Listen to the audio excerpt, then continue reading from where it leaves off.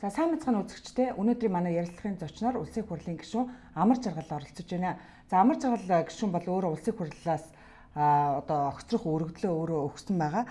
Гишүүнээс татгалзаж харамсалтай нь одоо өнгөрсөн 7 хоногт бас улсын хурлын чуулганаар энэ асуудлыг хэлэлцээд үүнийг нь хүлээн зөвшөөрөх боломжгүй гэсэн шийдийг гаргацгаад байгаа. За ер нь яагаад энэ гишүүн улсын хурлын гишүүнээсээ татгалзах болсон юм бэ? Ер нь үндслийнхэн талаар бид хоёр өнөөдөр төлхөө ярилцах болно. Тэгэхээр мэдээж таныг одоо явуулахгүй гэдээ олонхороо шийдчихлээ их хурл. Одоо та тэгээд яг ямар алхам хий гэж бодож байна? Ер нь зүгээр сая сүүлийн 2 сарын хугацаанд жоохон юу болсон яасан бэ гэдгийг хэрэг биш бас нэг талдаа тунгаа бодох хэрэгтэй байх л да. Асуудал нь Амар Жаргал явахтай байгаагүй л дээ. Ер нь бол ингээд нэг асуудал гаргаж тавиад улс төрийн соёлын хүрээнд нэг асуудал томьёолж тавилаа. Улс төрийн хариуцлагын тухай асуудлыг томьёолж тавилаа, тийм ээ.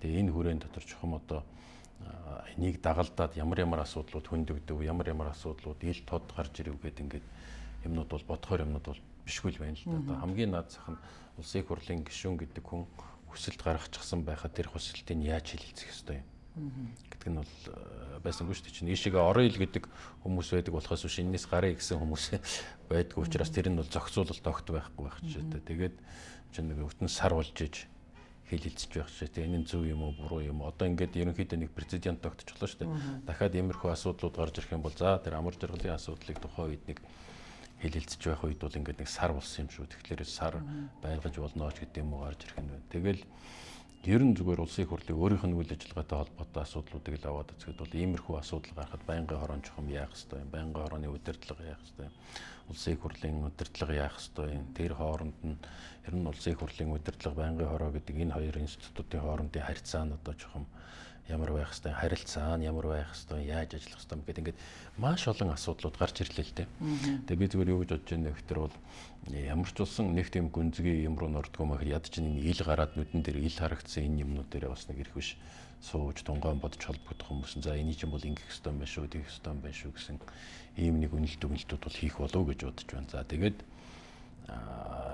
цаашдаа бол энэ одоо болж байгаа юм гэдэг маань юу гэлээ, болохгүй байгаа юм гэдэг юу гэлээ гэдэг дээрээ бол бас нэг санал бодлоо нэгтгэж аваад тодорхой үйл ажиллагаанууд хийх л байх л та. Зүгээр яг Амар Жаргалын хөндөж тавьсан асуудлуудыг бол ерөнхийдөө улсын их хурл бол хүлээн зөвшөөрлөө шүү дээ, тийм ээ. Энэ яриад байгаа юм чинь бол зөв юм яриад байна. Ер нь бол асуудал мөө энийг бол шийдэх ёстой гэдгээ бол хүлээн зөвшөөрч байна. Тэгээ энийг ч юм одоо яаж шийдэх, ямар механизмаар явах юм бэ гэдэг дээр бас ярих л байх л та. Яг хүмүүс олон нийт өнөөдөр хүлээж авахта нэг гишүүний улсын хурлын гишүүнээсээ татгалзах гарах хэсэг үйл явдлыг л илүү хөөгд байгаас хоёулаа яг энэ ярилцлага таны энэ гаргаж тавьсан үндслүүд дээр та яагаад ийм дүгнэлтүүдийг хийж байгаа юм бэ гэдэг дээр илүү хариулт авъя л да. Тэгээд таны энэ гаргаж тавьсан 4 үндслэл дотор өнөөдөр хамгийн түрүүн гаргаж тавьсан юм нь өнөөдөр Монголын парламент бол зөвшөлтслийг үгүйсгэж олонхороо хүч дүүрэн шийдвэрлэж байна. Парламентд өнөөдөр хариуцлага ёс зүй гэдэг юм байх ёстой гэдгийг ядаж энэ хүмүүс одоо хэрэгжүүлдэг юм а гэхэд мэддэг байх ёстой гэж хэлсэн шүү дээ. Тэгэхээр үнэхээр тэр бүр энийг бүр хэрэгжүүлэх нь байтугай мэдэхгүй болтлоо ийм их одоо алдаатай явж ирсэн. Гэхдээ яг зүгээр асуудлыг бас томьёолохтой бол Амар Жаргал бас жоохон нэлийн тодруулах зорилгоор тийм ээ анхаарал татах зорилгоор одоо ядаж бодооч гэж бодож байгаа ч гэсэн нэг тиймэрхүү томьёолууд хэрэгэлсэн юмнууд бол байгаа л да. Тэгэхдээ ер нь зүгээр миний ойлгож байгаа энэ Амар Жаргалын өөрийнх нь одоо субъективны үнэлэмж шүү дээ. Ноёны нүдэнд харагдаж байгаа би өөрийнхөө туршлага дээр тулгуурлаад энэ олон жилийн өрнөж байгаа бүх юмнуудыг бодоод өнөөдөр надад юу харагдаж байна гэхээр бол энэ улсын их хурл гэдэг одоо институт тухайлбал энэ ёс суртахууны элементүүд, ёс зүйн элементүүд бол их чухал байна гэж ингэж үзэж байгаа юм. Эний чинь бас зүгээр нэг одоо хүмүүжлийн асуудал гэж ойлгоод явдаг тал бий л дээ. Гэхдээ энэ чинь хүмүүжил гэхээсээ илүү энэ ёс зүйн асуудал, ёс суртахуунтай холбоотой асуудлууд, энэ асуудлууд маань өөрөө Монгол төрийг одоо бэхжүүлдэг, цементэлж өгдөг институтууд юм шүү. ЭДС юм шүү. Тийм учраас энүүнд нь ач холбогдол өгөх ёстой маа гэж хэлээд байгаа юм. Энд чинь бол Монголын улс төрийн тогтолцоо чинь бол улс төрийн намууд дээр л тулгуурсан тогтолцоо шүү дээ.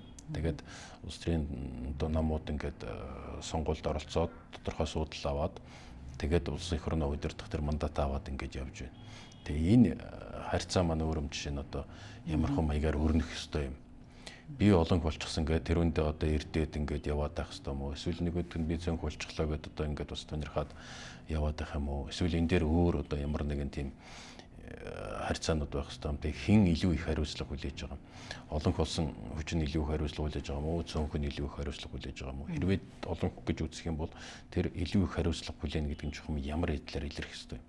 Нөгөө цөөнхөө нухчаа дараад тахтай байгаа юм уу? Эсвэл одоо бас нэг арай жоохон ондоо хэлбэрээр ажиллах хэрэгтэй юм уу? Гэх мэтчлэн ингээд асуудлууд гарч ирж байгаа юм л дээ. Тэр хүрээнд дотор л одоо миний хийж байгаа л дүгнэлт л дээ. Та энэ хариуцлагагүй байна, ёс зүйгүй байна гэсэн дүгнэлтийг хийж байгаа дээр тухайлбал одоо хамгийн ойрын жишээ юу вэ? Гэхдээ хамгийн ойрын жишээ бол та нар өөрсдөө санаж байгаа 2014 оны төсөв хэлэлцэж явах үед л би төсөв 13 оны төсвийн тодтол хийж явах үед бол би ярьсан шүү дээ. Чи үндсэндээ 1.5 их 80 төгрөгөөр тодтол хийсэн шүү дээ. Тэгээ тийм хэмжээний мөнгөөр зөрчихсөн л байгаа байхгүй юу? А тэгэхэд хинч хариуцлага. Тэгэхэд хинч хариуцлага хүлээгээгүй. Зүгээр хинч хариуцлага хүлээг. Тэр их хэмжээгээр зөрчхөд баг төсвийнхаа баг 5.1-ээр нь шахуу зөрчхөд хахад бол хинч ямарч хариуцлага хүлээхгүй л байгаа байхгүй юу? Зүгээр л байдаг юм шиг л. Үгүй чи ингэж яриа байж болохгүй шүү дээ. Чи юуны төлөө бид нар энэ чинь сууж байгаа вэ лээ. Хамгийн наадсах нэг цээжний баянгаар амьдэрдэг боёо л дээ. Энэ чинь нэг тоо баримт гэж байх хэвээр.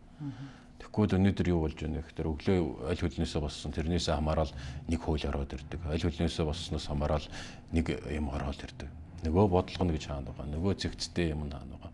Нөгөө нэг зөв зөвтэй авч явах юм чинь надад хаана байгаа. Тэр бүхтэнд байхгүй л байгаа юм л да. Тэгээ тэрийг бол хариуцлагагүй байгаагийн нэг жишээ л гэж одоо би хэлээд байгаа. Тэгээ цааш нь ингээд ухаал яриад тах юм бол зөндөл юмнууд бий л дээ. Та бас энд хэлэхдээ ер нь өнөөдөр парламент ерөнхий сайдад ихтгэл хүлээлгэсэн бол түүнд одоо бага сонгох боломжийг нь бас олгох ёстой. Тэгэхгүй яг өнөөдрийн энэ бүлэглэлүүдээр фракцуудаар асуудлыг шийддэг бол энэ хөр явах юм бол өнөөдөр ингээд түр дампуурж байна гэж хэлсэн.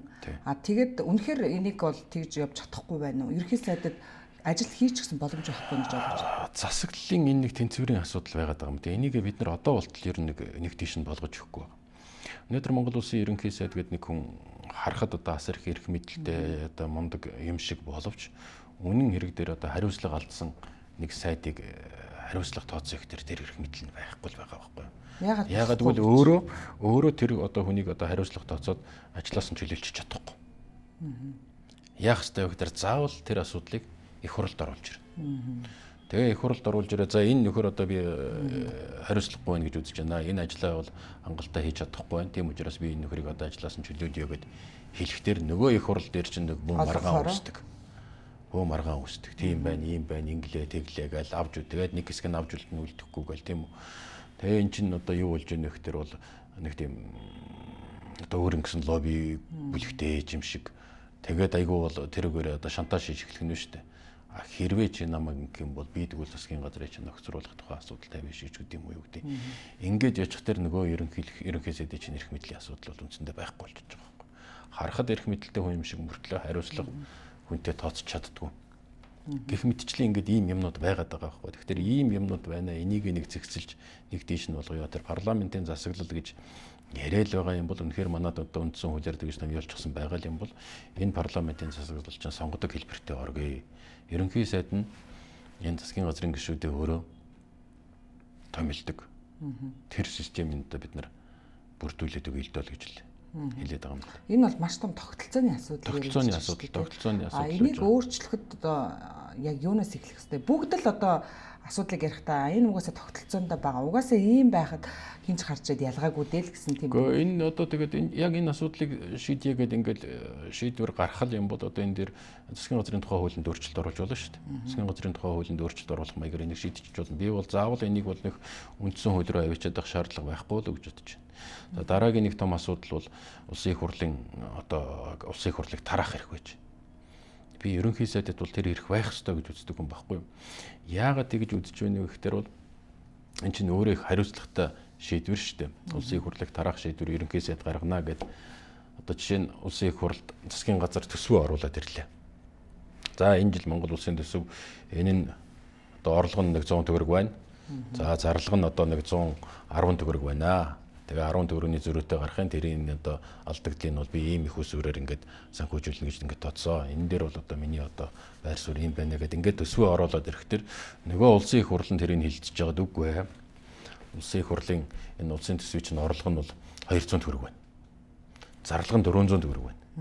Тэгээ алдагдал нь одоо 200 төгрөг гарan тэрийг би өөр юмар санхүүжүүлнэ гэдэг. Ингээд хэлэхдээ бол ерөнхий сайд бол үгүй гэж хэлэх хэрэгтэй байхгүй юу? Үгүй шүү. Найзуудаа тийм юм байхгүй. Би Монгол улсын ерөнхий сайд би гүйцэтгэх засаглалыг хариуцж байгаа хүнийхээ хувьд бол улс орны эдийн засгийн байдлыг бол би өөрөө харж байна, мэдж байна. Алинд нь ач холбогдол өгөхөө би ойлгож байна. Тэр утгаар би ингэж хийж байгаа. Хэрвээ миний энийг та нар миний оруулснаар батлахгүй бол тэгвэл их хурлаа тараа гэж хэлэх хэрэгтэй байх хэрэгтэй байхгүй юу? Тэгээд хэлхийн тулд бол тэр их бодох ёстой шүү дээ. За их хурл тараачихлаа. Тэгвэл дахиад одоо сонгуул болоход дахиад манай нам ялах уу? Би ялах уу? Би дахиад ерөнхий сайдаар одоо ажиллах уу? Тэргээд ингээд төмөн юм бодож байгаа тэр шийдвэр гаргана шүү дээ тэр чинь. Тэгэхээр чинь бол их хариуцлагатай шийдвэр. Нөгөө талаас улсын их хурлын ч гэсэн бас өөрөө их юм бодох байхгүй юу? За бид нар энэ хүний оруулаад ирсэн төсвийг одоо ингээд дураараа дөргиж байгаа юм шиг цэжний пангаар ингээд наасааш нь өөрчлөлтөд байж болж гинэ үү болохгүй нэ. Нөгөө нөхөр чи хурж ирээд бас тараачих бай гэдэг. Ингээд нөгөө засаглалын тэнцвэрийн тухай асуудал, балансын тухай асуудал гарч ирж байгаа байхгүй. Энэ чинь бид нар өнөөдөр нөхцөлхий бодоод олчихсан юм биш. Энэ чинь угаасаа л одоо зарим нэгэн улс оронд нь бараг 200-300 жил 400 жил болчиход байна шүү дээ. Тэр хэмжээнд энэ чинь ингээд институт болоод хувирчихсан. Тэгээ манад бол харьцангуй яг шинэ юм л да 20 хэдхэн жил болж байгаа. Нөө тэглээч гэсэн бид нар бол иймэрхүү юмнуудыг бол одоо олж харж шийдэж чаддаг байх хэрэгтэй л да. Өөр нэг асуудал нь та бол эдийн засагч. Тэгээд яг энэ таны гаргаж тавьсан үндслүүд дотроос эдийн засгийн асуудлууд нэлээд байсан. За энэ удаач биш та өмнө нь Монгол Улсын төсвийн тодтголыг хэлэлцэж байх үед бол улсын хурлын чуулганаас та бүхэн Монголын эдийн засгаар тоглолцоглоо гэдэг үгийг хэлсэн. Тэгэхээр та бол яг ямар үндэслэлээр үнэхээр энэ хүмүүсийг тоглолцлоо гэж тэр үед хэлж ирсэн бэ? Гэхдээ яг зүгээр ерөнхийдөө миний энэ наад энэ дээр чинь хөндсөн асуудлууд бол өнөөдөр бий болчихсон асуудлууд биш шүү дээ. Он удаан жил явагдаж байгаа асуудлууд. Нэг хэсгийн ч одоо шийдэж чадахгүй байсан учраас үнэхээр хуримтлагдчихлаа. Нэг хэсгийн шийдэх хүсэлгүй байсан учраас хуримтлагдчихлаа. Тэгтээ одоо миний зан ч юм уу хаашаа би бас өөрөө жоохон тийм максималист хүн л дээ. Аль болохоор хомог ямиг төгс төгөлдөр байхыг шаарддаг. Засгийн газрын үйл ажиллагаа ч гэсэн төгс төгөлдөр л байх хэрэгтэй. Улс төрийн намын үйл ажиллагаа ч гэсэн төгс төгөлдөр л байх хэрэгтэй. Улс төрч хүн ч гэсэн төгс төгөлдөр л байх хэрэгтэй. Өөрөөсөө ч гэсэн бас нэг тиймэрхүү маягаар л одоо шаардж ажилдаг. Тэгээд заримдаа жоохон хатуудад байдаг тал бий. Би бол одоо юу хүсэж байгаа нөхдөр бол дээд зэргийн л одоо хамгийн мундаг шилтгэн л байл гэж хүсэж байна шүү дээ. Тэгээ яг зүгээр эдийн засаг өнөөдөр хүнд байна гэдэг нь бол гол үзүүлэлтээр бол илэрхийлэгдэж байгаа. Тэгэхдээ материалын баялагын үйлдвэрлэл дээр бол нөгөө урд нь байсан хүмүүс маань юмаа хийгээгүй шийгэл явж л байгаа л да. Нөгөө малчин маань малаа хариулаад явж л байгаа. Үйлчлэгээний ажилтан маань үйлчлэгээгээ хийгээл явж л байгаа. Тэгэхээр тэр бас ялгаж салгах учиртай юм. Тэр материалын баялагийг үйлдвэрлэж байгаа ард иргэд бол эрвэхээр л зүтгэж байна чадлынхаа ярээр л одоо ажил үйлсээ бүтээх гэж явж байна. Зүгээр тэр хүмүүст илүү их юм хийх, тэр бололцоог бүрдүүлж өгсөн үү?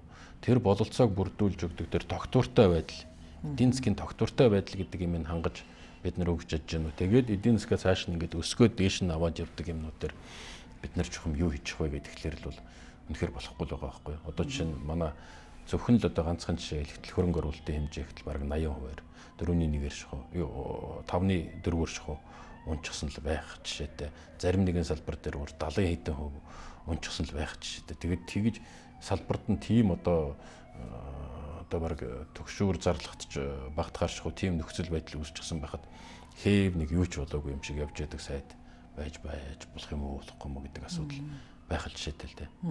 Эдийн засгийн асуудал ярихаар бас нэг зүйл нь энэ хүмүүс өнөөдөр гадаад үрийн асуудал огцом нэмэгдэж байгаа. За дээрэс нь төсвөөс гадуур бас төсөвтэй хэмжих одоо тэнцэх хэмжээний их мөнгийг бас гадуур зарцуулаад байгаа шүү дээ. Таних дээр ч гэсэн энэ олон нийтийн хяналтаас бол гарчээ энэ үйлдэлээр гарсан гэдгийг бодлоо гэж.